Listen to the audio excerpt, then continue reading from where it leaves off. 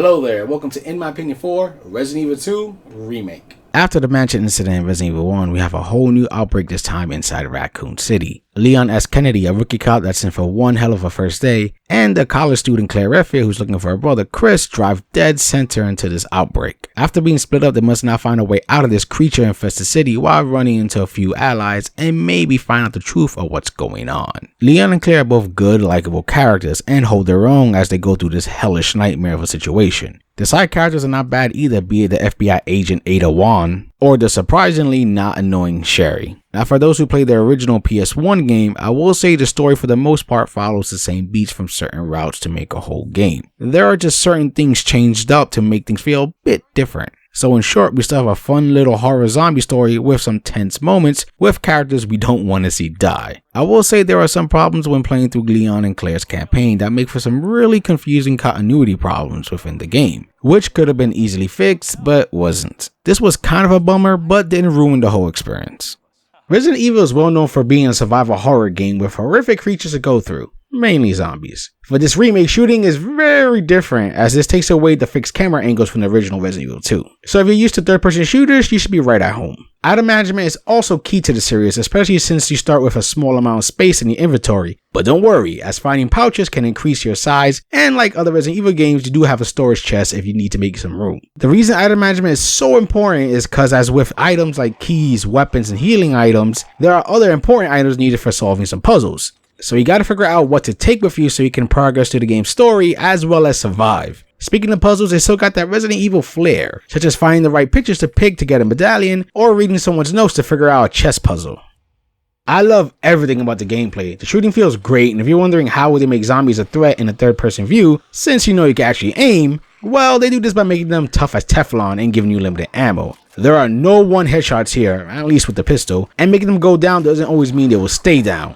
Even though the game does give you the ability to add more damage to your pistol shot by holding down the aim button, that doesn't mean their heads will always pop. Not to mention they usually come in groups and they can follow you, so don't think just by going through that door you're safe since they can smash that door down. All of this helps add to the game's tension, but the game does give you the tools to survive. Just like how you can combine your herbs to make a more powerful healing concoction and even give you a temp defense boost, you can also mix gunpowder to make ammo as well, and if you played Resident Evil 3, you should be sort of familiar with this. Throughout the areas, you can find different colored gunpowders that can make different ammo, such as acid rounds for Claire's grenade launcher and shotgun rounds for Leon's shotgun. There's even optional parts for all your weapons to give them more of a kick. For example, Leon's shotgun blows the big one, so much that even getting a headshot up close won't take the zombie's head off, but with its attachments it would turn that zombie's head to mush. However, these and other items such as some of those pouches I mentioned a while ago are well hidden, so the game does reward you for really exploring your surroundings. Luckily, the game does give you leeway since at least to a certain point you can freely backtrack in case you felt like you missed something, which is great.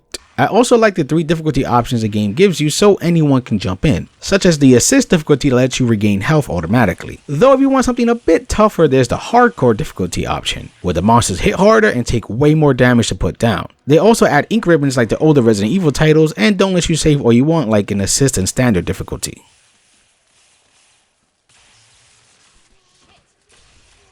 What's also pretty handy that the game lets you do is dismember body parts of the zombies. This adds some strategy in saving bullets, since I mentioned headshots don't always equal auto explosions. So if you want, you can blow a leg or arm off or a combination of the two to slow them down, allowing you to dodge. Now this doesn't mean they aren't a threat, since they can still get at you, but it makes getting around them much easier. Mr. X of course also makes a return, but for the remake they added a little more of Nemesis to him, as in he will stalk you all around the police station, adding even more tension. Though the game does give you a chance to catch your breath as some of the areas are safe from his grasp, though be careful since he packs one hell of a punch. They also let you stun him after he takes enough damage, but it feels so pointless as he's only knocked out for like a minute and it's not like he drops anything, so you're just wasting ammo. Just like the original, you do get to control Ada and Sherry for a tiny bit, but it's less box pushy as they make it feel at least a little different, such as using Ada's gadget and making Sherry play a dangerous game of hide and seek. After you beat the game once with whatever character you picked, a second run option pops up, which lets you go through the game again. Now, this doesn't play like the A and B scenario from the original Resident Evil 2 where playing in a certain order would change out some story outcomes. You still will be getting the same exact story with the character no matter what run you use them in. The only difference is your starting point, some item placements, a new pistol, puzzle solutions, and how early Mr. X pops up. So it's kind of a letdown, but hey, I still have fun, and completing the second run gives you the full ending. Like previous Resident Evil games, there are some unlockables. You got the easy ones to unlock by simply beating the game, like The Last Survivor, which I'll get into in a bit, and some costumes. You can set how each character looks and can even switch the costume during gameplay, so you don't have to go back to the main menu for that. Of course, there are other unlockables you can get that require a bit more skill, such as infinity ammo for the pistol by getting an S rank on standard, and getting an assault rifle with infinity ammo by achieving an S rank on hardcore. All you need for the S rank is to beat the game in a certain time limit, which the game thankfully shows, and it even keeps track how long you've been playing, so you can know if you're close to failing or not. You can even pause it and the time won't run out, which is helpful if you gotta do a pee break. Besides that stuff, the game has other little unlockables you can check in the records section, like concept art and character models. It also lets you know the unlock conditions for most of these and keeps track, which is really helpful.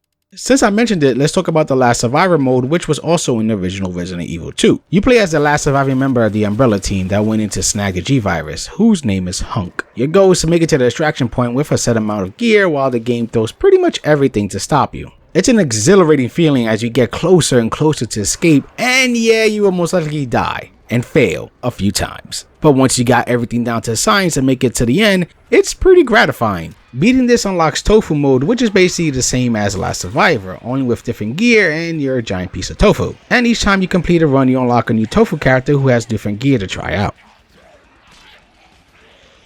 This game is drop dead gorgeous. It's great seeing these old venues once again with one hell of a facelift. Seeing the police station brought back memories, and while some areas looked a tiny bit different from the original, it's still a sight to behold. They even added some new spots like an orphanage that helps expand the lore a bit more. The original monsters as well, like lickers and zombies, of course return, and they look just as grotesque as before. I love the sound design here, such as the updated zombie sounds, especially the female zombies who let out this screeching sound that scares the crap out of you and adds to the already wonderful horror atmosphere. The non-dead characters look great as well, with the exception of a tiny few scenes with Claire's face animation that can come off kind of creepy. Of course, older Resident Evil games are known for their less than stellar but still memorable voice work. Well, with this one, it's been updated and sounds pretty damn good.